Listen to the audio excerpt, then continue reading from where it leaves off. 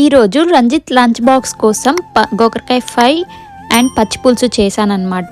ముందుగా అయితే అన్నీ రెడీ చేసి పెట్టుకున్నాను, అన్నీ ఒకే దగ్గర. ఇలా మీరు కూడా ఇలానే పెట్టుకుంటారా? ఎందుకంటే నేనైతే మర్చిపోతా అని చెప్పేసి ఫస్ట్ అయితే ఏమేమి ఇంగ్రీడియంట్స్ వేస్తామనేసి అన్నీ తీసి పెట్టుకుంటాను.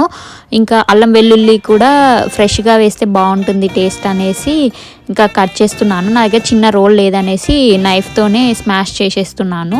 ఇక్కడ ఇంకా పచ్చిపులుసు ప్రిపరేషన్ అయితే స్టార్ట్ చేసేసాను. గోకరకాయ అనేది ఫస్ట్ స్టవ్ మీద పెట్టేసి పచ్చిపులుసు స్టార్ట్ చేశాను. గోకరకాయ ఫ్రై అయ్యేలోపు పచ్చిపులుసు కూడా అయిపోతుంది. మంచి కాంబినేషన్ ఈ రెండు. అయితే మీకు తెలియకపోతే ఒకసారి ట్రై చేసి చూడండి, గోకరకాయ ఫ్రై విత్ పచ్చిపులుసు. నేనైతే ఈ పచ్చిపులుసులో తాలింపు వేస్తే సౌండ్ వస్తుంది కదా, అది ఎంతమందికి ఇష్టం? చూస్తుంటేనే నోరు ఊరిపోతుంది కదా. చిన్న వంట చేసినా కూడా చాలా అంట్లు అయిపోతాయా మీకు కూడా నాలాగే? Thanks for watching.